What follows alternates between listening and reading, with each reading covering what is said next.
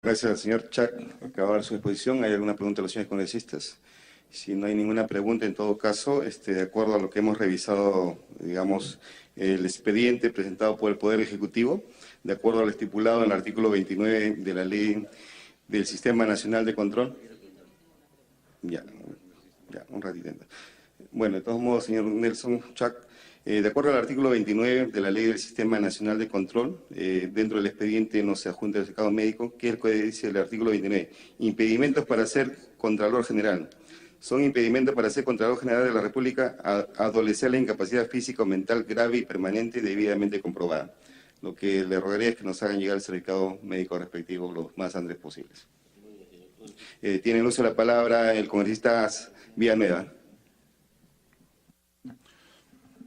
Señor Chac, usted ha hablado de la gran corrupción y ha manifestado que habría que hacer una mixtura de enfoques. Sí. Obviamente no le podemos exigir que ahora nos defina todas las políticas porque todavía no está en el cargo y no tienen la visión correspondiente. Sin embargo, hay alguna corrupción que se ha ido descubriendo en un sistema aplicado en los últimos tiempos producto del modelo político-económico que hemos ido aplicando, que tiene que ver con las asociaciones público-privadas. Una última decisión que tiene que ver con un modelo o un contrato de este tipo tiene que ver con Chinchero, por ejemplo, que acaba de ser resuelto. Pero hay otras APPs que están vigentes, el gasoducto surperuano, por ejemplo. Y hay otras 65 como ellas desde el 2008. ¿Qué piensa en particular de algunas de estas APPs? ¿Cuál sería su actuación para resolverlas lo más pronto posible? ¿Y qué piensa acerca precisamente de estas? ¿Qué habría que hacer acerca de estas APPs? Porque usted ha hablado de todo el sistema de control en la administración pública, pero las mayores inversiones han sido, o se han hecho en los últimos tiempos, se han contratado en los últimos tiempos, precisamente a través de estos sistemas. Y el gobierno particularmente tiene pensado hacerlo de acá para adelante, sin haber corregido el modelo, que da muestras suficientes de que el modelo no ha dado resultados. Primero porque efectivamente hay razones de sobrevaloración. Nos está pidiendo una interrupción, cuestión de orden, el congresista Cheput. Con todo gusto, Javier. Primero pedido Juan Cheput. Ya. Señor presidente, yo creo que podríamos entrar en una discusión académica de respecto a si el modelo funciona o no, si las APP son válidas o no. El gran problema, señor presidente, que existe es que muchas veces cuestionamos el instrumento y no los gestores. Y yo creo que el instrumento está demostrado que es válido en toda América Latina y aún más el Banco Mundial lo promueve, pero no es el sentido de esta reunión, señor presidente. O sea, yo quisiera que se focalizara para que de esa manera podamos aprovechar al máximo la visita del señor candidato, porque aún más, él ni siquiera es contralor y cómo se va a pronunciar sobre elementos que no tiene al alcance de la mano, como son los proyectos en marcha de este gobierno. Era lo que quería manifestar, señor presidente. Sí, lo que es cierto, lo que manifiesta el congresista Cheput, yo creo que el tema nada más colegiado ha sido elegido solamente para ver la parte pertinente de la Ley del Sistema Nacional de Control, si cumple con los requisitos o no, del artículo 26 al 29. Creo que eso quedaría ya para posteriormente, si es que el señor sale designado, sí. Y la segunda intervención se la damos al congresista Velázquez. No, discrepar cortés y respetuosamente con Armando. Querer responsabilizar al modelo por la corrupción es como querer decir que el modelo estatista venezolano, ecuatoriano o boliviano, donde el Estado tiene el control es más transparente y más eficaz. Yo no creo que sea así, es un tema ideológico, como bien dice Juan, que lo veremos en su momento. Lo que sí creo es que la importancia de la pregunta radica en que el candidato a Contralor está hablando de un nuevo enfoque del sistema. De ese enfoque policiaco que revisa papeles y que hacen esta especie de parafernalia a 4 o 5 auditores que caen siempre, cada vez que la prensa o el Congreso descubre algo, caen como si fueran la solución, es lo que hizo Fuad Curi y el señor Alarcón. Eso no es eficaz. Entonces, me parece válida la reflexión que hace el congresista Villanueva en el sentido de que tenemos que saber también, de parte de la autoridad que va a controlar el sistema público durante los próximos 7 años, cuál es su visión que tiene con respecto a estos instrumentos que son eficaces en las economías modernas, como son las alianzas públicas privadas. Entonces, solamente yo quería discrepar con Armando en el sentido de que el modelo no es el que pregueña la corrupción, sino, como bien lo ha dicho, tanto en el modelo estatista liberal, siempre habrán inescrupulosos pues, que buscan el vacío, la oscuridad para delinquir, pero no deslegitiman el modelo. Gracias. Puede continuar el uso de la palabra el congresista Villanueva. Bueno, yo creo que el tema debe merecer mayor reflexión, efectivamente, pero se trata de luchar contra la corrupción en el país, no solo en la administración pública, sino en los instrumentos que han dado lugar a modelos de contratos, específicamente en el caso de estos que he referido y otros 65 más que se han dado entre el 2008 al 2015. Si se trata de corregir y hacer más eficientes las inversiones públicas, que es la tarea fundamentalmente del sistema de control, solo quisiera pedirle una opinión acerca de lo que habría que hacer con estos sistemas que están al margen del sistema de control, porque para esos casos el sistema de control solo tiene opiniones no vinculantes, solo es una opinión. Bien, la metodología vamos a cambiarla. Bueno, vamos a modificar la metodología en esta segunda parte, le vamos a hacer uso de la palabra a la congresista Montenegro y al final responderá el ponente, ¿no? Sí, en esta última precisión que hace Armando con relación a cuál es la relación de la opinión de la Contraloría en función a estos, no solamente en las alianzas público-privadas, sino en obras por impuestos. Yo creo que ahí también la Contraloría tiene que tener un efecto vinculante, porque no se puede opinar y después decir, bueno, no tengo responsabilidad. De la misma manera como los entes controladores como OCINERMIN, OCITRAN y todas esas instituciones, por no tener efecto vinculante, tenemos lo que tenemos en estos momentos en el país. Sin embargo, mi pregunta va nuevamente al tema de moralizar la Contraloría. Si el señor Edgar Alarcón ha hecho todo lo que hacía, ¿qué hacía Fuad Curi? Lo aplaudía. Entonces, no dude que en la Contraloría hay muchos bizneros. Hay mucha gente que está metida en otras cosas que no sea su rol como servidor público dentro de una entidad de control. Yo creo que la propuesta de revisar la ley orgánica de la Contraloría General de la República es muy valiosa. Es obligatoria, de la misma manera que tiene que ser la ley orgánica de municipalidades y de gobiernos regionales. En ese contexto, usted ingresa a la Contraloría. De manera inmediata no va a tener todas las herramientas necesarias ni el presupuesto necesario para hacer esas propuestas que me parecen sumamente valiosas, pero sin embargo de los 550 millones que recibe la Contraloría, más de 400 se van en pago de personal, y queda muy poco para la reestructuración y para invertir en tecnología, que también me parece una propuesta sumamente importante. Pero, ¿qué vamos a hacer con esa red que está dentro y que necesita ser separada de inmediato? Porque por más que usted quiera poner orden, que quiera poner control, ¿qué vamos a hacer con ese segmento que lamentablemente no solamente le hace daño a esa institución, sino la falta de control que se vive en todo el país? Gracias, señor presidente. ¿Algún otro congresista desea hacer uso de la palabra? Le damos el uso de la palabra al congresista Cheput. Yo en realidad me quedo congratulado con lo que ha manifestado el señor candidato cuando cambie el enfoque al enfoque de procesos, que lamentablemente durante años, a pesar de que se ha visto que es exitoso en materia de determinar la performance integral de una organización, no se ha interiorizado en lo que es la reforma del Estado. Eso, aunado al enfoque integral de ver el problema de la corrupción no como casos aislados, sino como un sistema en el cual participan muchas agencias. Entonces, sin ánimo de ingresar en la profundidad, pues el tiempo no lo va a permitir. Simplemente si en materia de política que él trate de impulsar como política de la Contraloría, está el empezar a cambiar inclusive los alcances de la Escuela Nacional de Control. La Escuela Nacional de Control en estos momentos está paralizada en un esquema premoderno. Entonces, toda esta reformulación tiene que también que venir acompañada de lo que significa la formación de cuadros, ¿no?, a la medida de lo que significa las exigencias de una nueva Contraloría. Si ningún otro congresista hace el uso de la palabra, se le da el uso de la palabra al señor Nelson Chac para que responda. A ver, voy a tratar de responder, aunque quizá un poco en desorden, las distintas inquietudes, ¿no?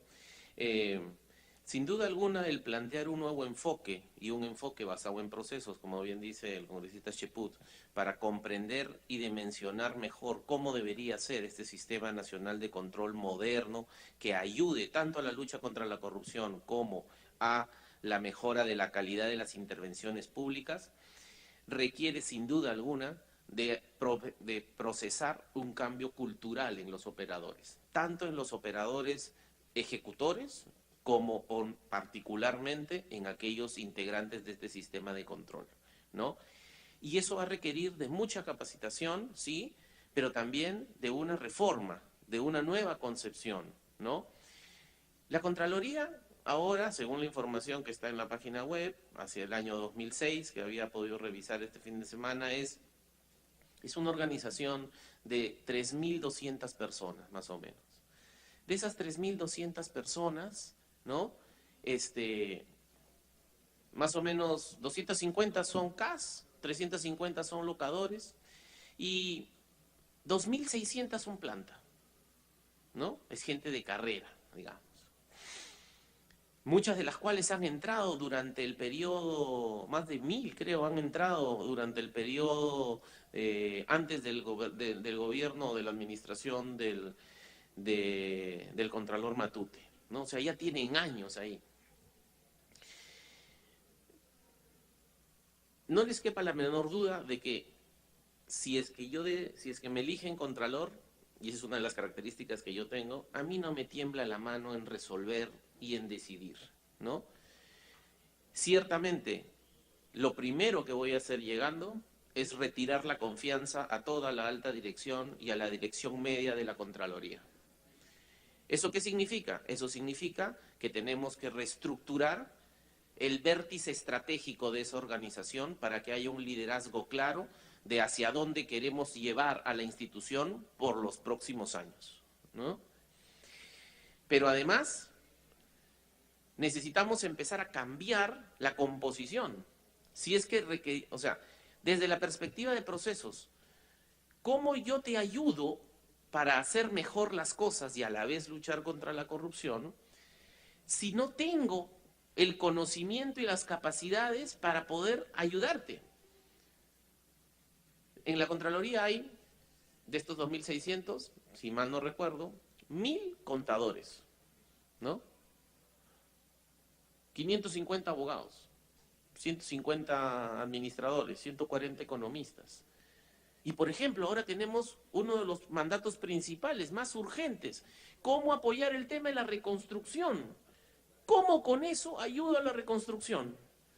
O sea, ¿cómo te ayudo desde la perspectiva del control a luchar para que las obras de la reconstrucción, ¿no?, se hagan de una mejor forma? Hay solamente 200 ingenieros. La reconstrucción contempla que van a haber más de 9.000 obras. Y entonces en la práctica vamos a necesitar mucho apoyo del Poder Ejecutivo para que efectivamente nos otorguen los créditos suplementarios necesarios para poder ir poco a poco recomponiendo esta organización, ¿no? Y en eso, en ese cambio cultural, porque lo que hay que hacer es cambiar el chip, ¿no? Como les digo, no solamente los ejecutores, sino también de los miembros del Sistema Nacional de Control. Yo espero o deseo, sueño con una Contraloría que no sea temida por los buenos funcionarios, sino que sea respetada y que sea más bien supremamente temida por todos aquellos malos funcionarios que cometen inconductas funcionales y que están metidos en el tema de la corrupción, ¿no? Pero a los buenos funcionarios hay que ayudarlos. Ya su tarea es bastante compleja, ¿no? Como para que los sistemas de control inefectivos, ¿no?,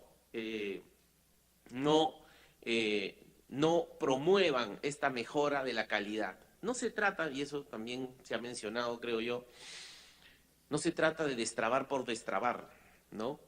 Hay que mirar cómo se hace esa facilitación, porque ese trabajo no debe permitir que la Contraloría no sea eficaz en la lucha contra la corrupción. Pero hay que tener en cuenta que cuando hay corrupción o cuando hay una mala decisión en la gestión, eso se va a reflejar al final en el sistema de control. Pero muchas veces la solución no está en el sistema de control, sino está antes, en los otros sistemas con los que opera el Estado. Por ejemplo, yo siempre me he preguntado, ¿por qué? Y eso va en la línea que mencionaba el congresista Villanueva, ¿no? Yo siempre me he preguntado, ¿por qué hay tantas adendas? ¿No? ¿Por qué hay tantas adendas? Es porque efectivamente la gente, los gestores, hacen mal su trabajo o hay tanta corrupción de que en cada adenda hay corrupción. Puede ser eso, pero yo creo que hay otro problema más estructural. Cuando tú tomas la decisión de hacer una obra, ya sea por una APP o por una obra pública o por una obra por impuesto, muchas veces tú no sabes cuánto va a costar. ¿Por qué? Porque tomas la decisión sin tener el expediente técnico. O sea, tú estás tomando la decisión de hacer una carretera y no sabes realmente cuánto va a costar. Tomas la decisión de hacer una APP y haces una sin saber cuánto cuesta. ¿Por qué? Porque ¿cuándo sabes cuánto cuesta una obra? Cuando tienes el expediente técnico, los estudios definitivos. Ahí recién sabes cuánto cuesta. Y entonces recién ahí puedes tú valorar si es que los beneficios económicos y sociales de esa intervención pública son mayores a los costos en el tiempo y tomar una decisión económicamente racional pensando en el bien colectivo para la resolución de un determinado problema. ¿Qué ha pasado con muchos de estos grandes proyectos que usted menciona que están ahora siendo tan en el ojo de la tormenta por tantos indicios y evidencias de corrupción que hay? No solamente se tomaron la decisión sin tener eso, sino que los exoneraron del sistema de inversión pública. O sea, exoneraron el análisis técnico, si es que eso era una buena idea o no era una buena idea. Porque eso es lo que hace un sistema de inversión pública aquí y en todos los países. El sistema de inversión pública trata de filtrar, estas son buenas inversiones, estas son malas inversiones. Y eso es un análisis técnico. Pero muchos de estos fueron exonerados de ese proceso. Esto de aquí revela de que lo que se necesita para mejorar la lucha contra la corrupción en la administración pública, ya sea a través de las obras directamente ejecutadas por la administración o encargados a través de mecanismos de promoción de la inversión privada, que es un mecanismo fabuloso si es que se hace bien, requieren repensar no solamente desde el sistema de control, sino desde los otros sistemas que gobiernan la administración, ¿sí? ¿Qué deberíamos poder hacer para mejorar eso? Vamos a darle una interrupción al congresista Cheput. Solamente para precisar, ¿no? Algo al señor candidato, en la línea de lo que él está señalando, ¿no? Lo que él está planteando demuestra que el problema no es el modelo, sino el modus operandi. Por ejemplo, los que hacen el perfil del proyecto son personas distintas de las que hacen el expediente técnico, por un lado, y el perfil del proyecto sabemos por ingeniería de que es un 30% de lo que va a significar el expediente. Y los contratos se hacen sobre el perfil y no sobre el expediente, entonces ahí vienen las adendas. Entonces, simplemente cambiando procedimientos se puede lograr mejoras cualitativas. Tiene uso la palabra el señor Nelson Chaco. Pero fíjense que son procedimientos que no son parte del sistema de control. Y eso también es lo que ha faltado. El sistema de control debe, desde su perspectiva, apoyar al resto de los sistemas administrativos para que mejoren su actuación.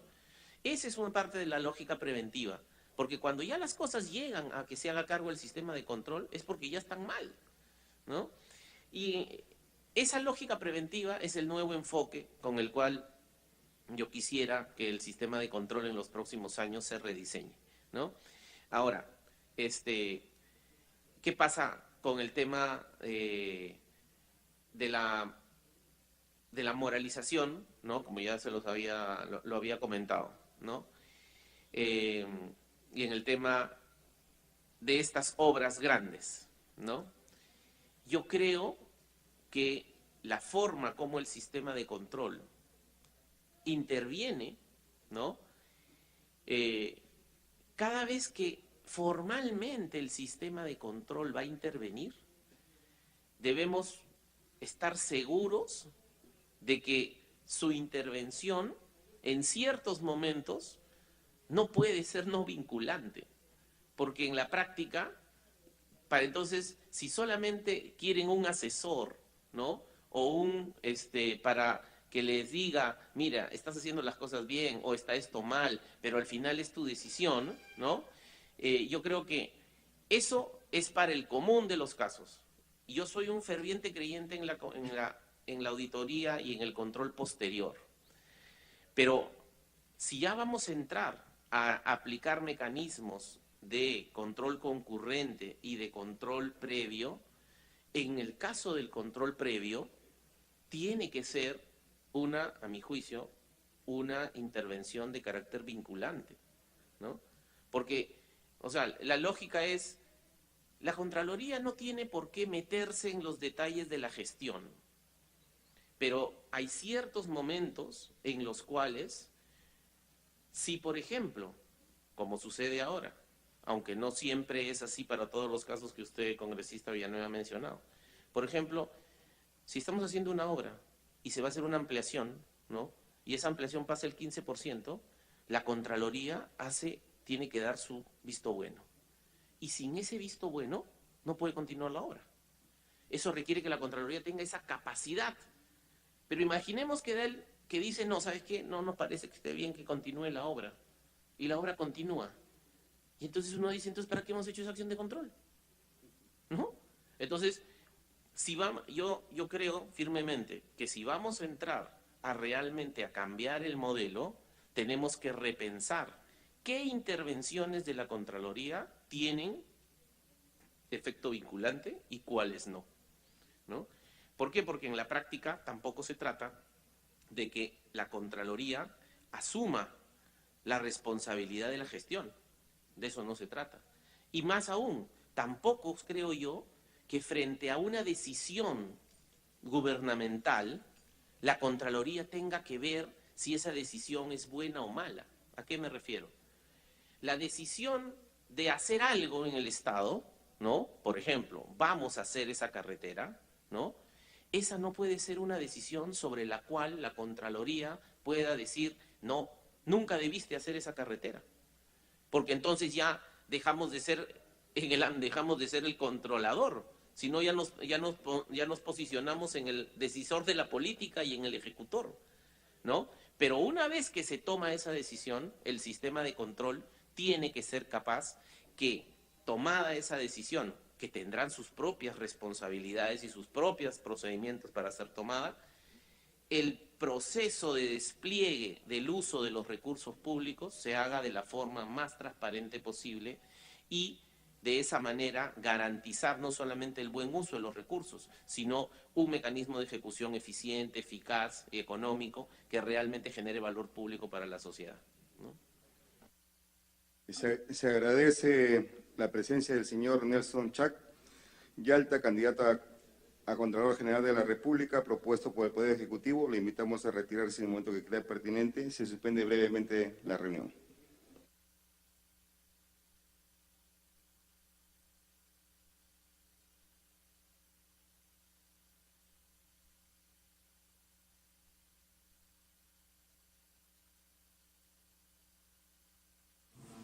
Bien, se suspende por breves instantes la sesión de esta subcomisión encargada de evaluar la propuesta del Poder Ejecutivo para el cargo de Contralor General de la República.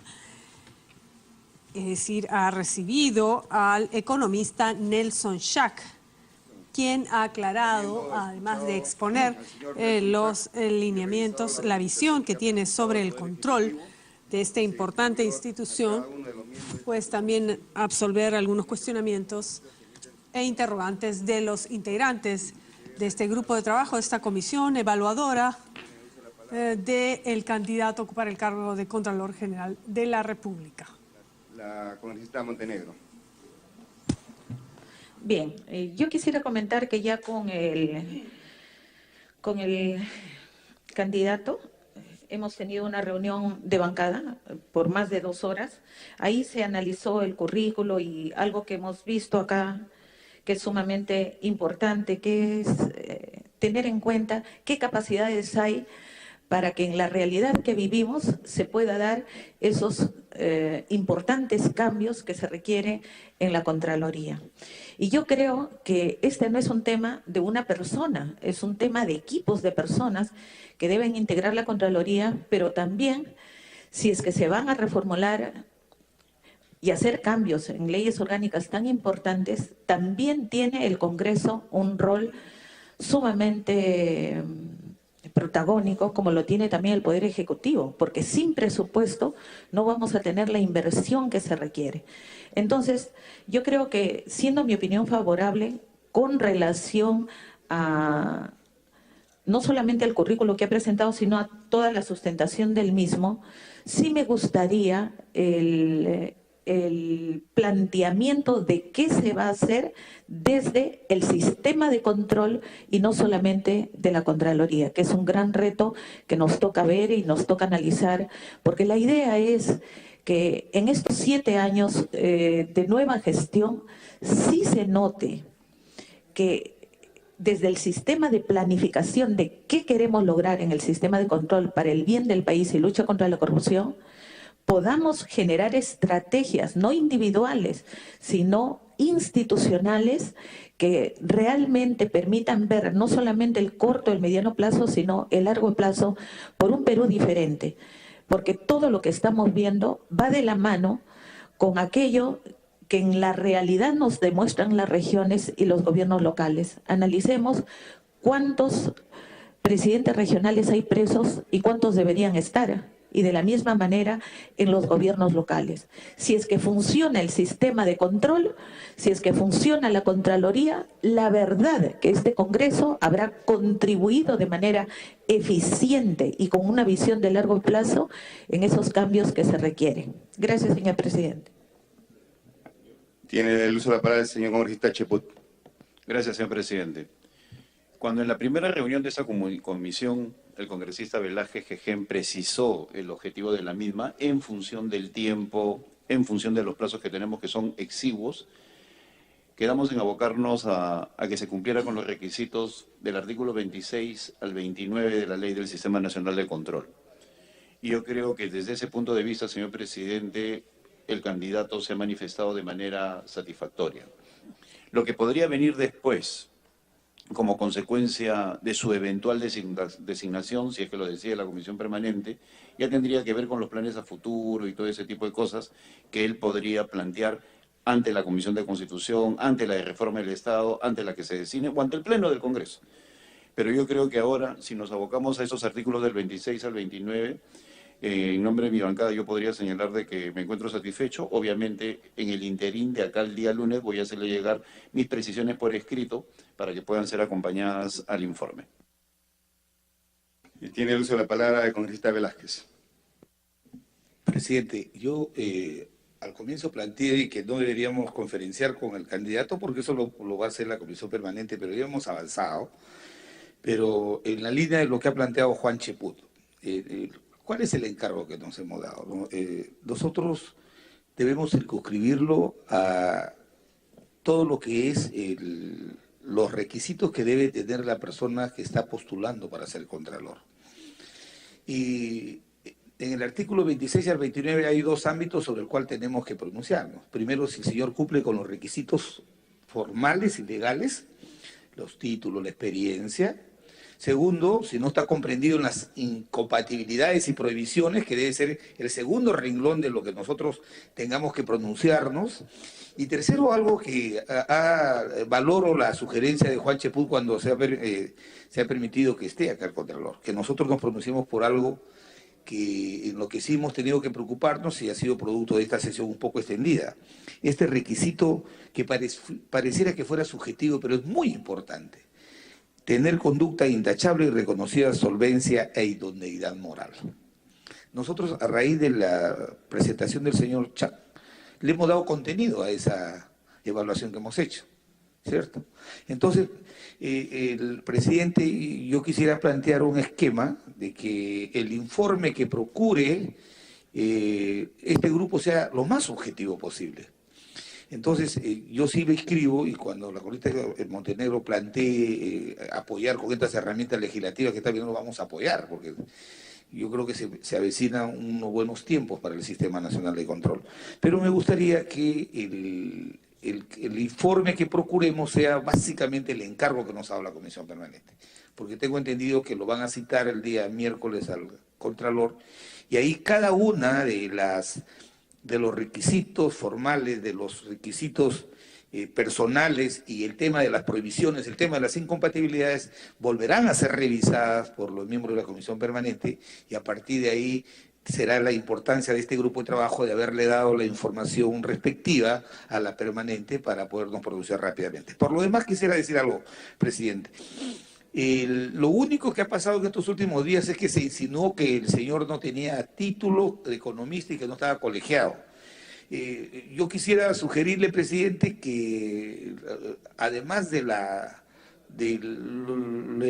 los problemas que ha tenido el candidato de poder tener una certificación de la maestría en Chile, esto pueda ser a través de una gestión que usted puede hacer, presidente, corroborado por nuestra Cancillería, a los efectos de que si no hubiera una impugnación en contrario, nosotros obviamente tenemos que aplicar el principio de la buena fe y en lo que es una declaración jurada. Nadie nos ha planteado, ni a la comisión ni indirectamente, un cuestionamiento al título, a la maestría, como sí sucedió el año 2009 en el que el congresista Johnny Lescano tuvo información de la que la señora Ingrid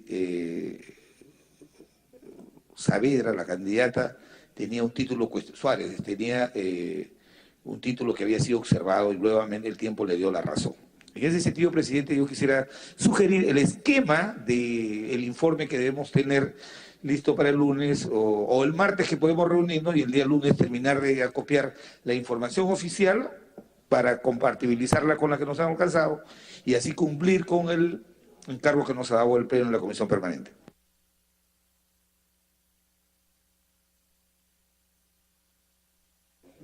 Ya, muy bien. Entonces, en todo caso, yo creo que martes nos reuniríamos, el lunes hay que trabajar, digamos, y también recopilar la información que se ha solicitado, y de todos modos ver algún nexo a través de la Cancillería con esta universidad chilena. Sebastián, aunque no es uno de los requisitos, el requisito es solamente el título, y yo he estado también personalmente ayer en SUNEDU, no hay ningún inconveniente con el bachillerato ni la licenciatura expedida por la del Pacífico, o sea, no es inconveniente, no es algo, digamos, necesario que se tenga que ver, ¿no? Pero yo creo que... Pero sí me adhiero a lo que dice el congresista Javier Velázquez. Yo creo que bastaría con que usted oficie a la Cancillería para que nos diga, ¿no?, que esto es consecuencia de un trámite burocrático, qué sé yo, SUNEDU, y que la comisión no ha sido descuidada en ese aspecto.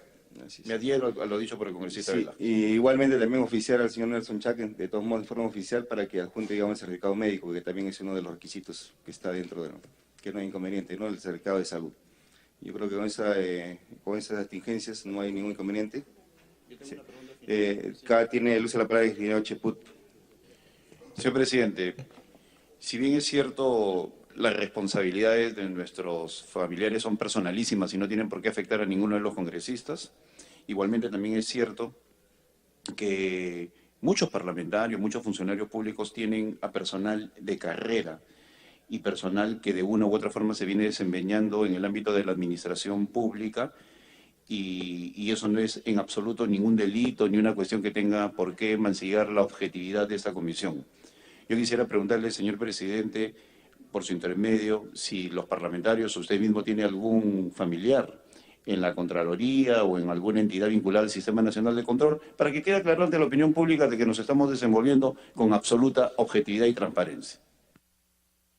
Sí, con esta Cheput. Yo tengo una hermana que es ingeniera sanitaria, y justamente lo que decía el candidato, que son muy pocos los ingenieros que hay laborando en estos momentos como personal de planta en la Contraloría General de la República. Ella es ingeniera sanitaria, se tituló en la Universidad Nacional de Ingeniería, hoy día tiene el carnet de ingeniero del Perú, 71.978, y son solamente 2 ingenieros sanitarios que trabajan en la Contraloría General de la República. Para su conocimiento, ella laboró en la misma Universidad Nacional de Ingeniería a través de un servicio que daban a CEDAPAL durante el año 92-96. Sí, y en la Contraloría también estuvo desde el año 2004 contratada para hacer diferentes veedurías. Igualmente también tiene experiencia en la Superintendencia Nacional de Saneamiento, que es la SUNAS, en el año 2009 al 2010. y posteriormente ha pasado a la Contraloría General de la República como personal de planta.